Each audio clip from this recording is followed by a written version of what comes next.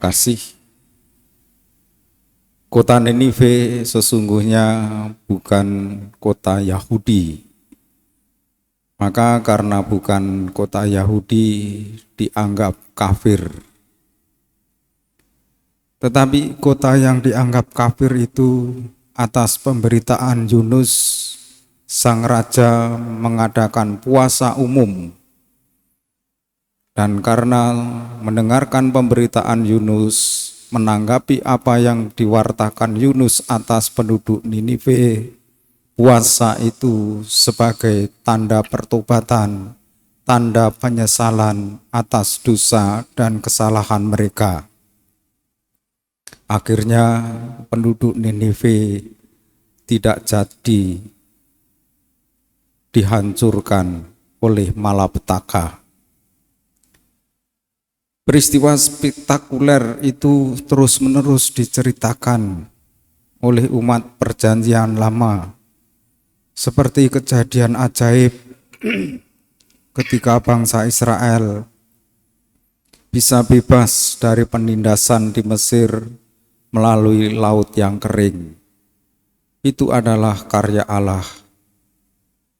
Dan kisah yang populer dan ajaib itu terus-menerus diceritakan untuk memberi pengajaran bahwa Allah memperhatikan umatnya yang bertobat dan mengimaninya.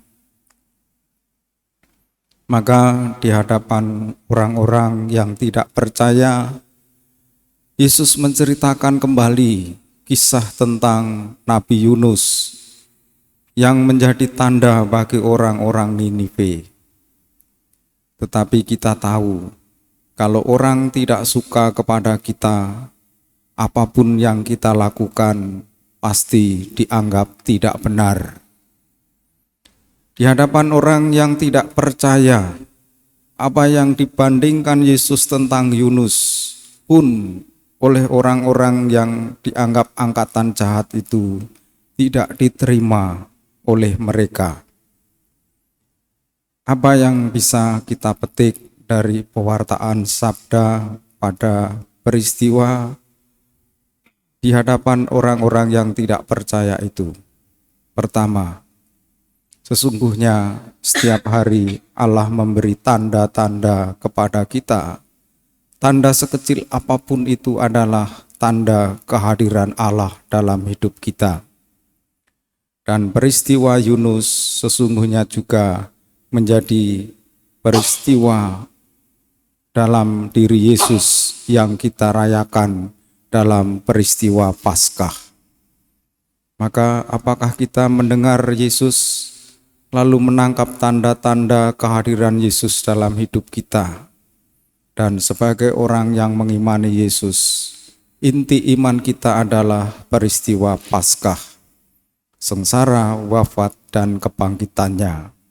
Dan itu sudah dimulai sejak dulu, sejak bangsa Israel bebas dari penjajahan di Mesir, sejak dalam peristiwa Yunus yang mempertobatkan bangsa Israel.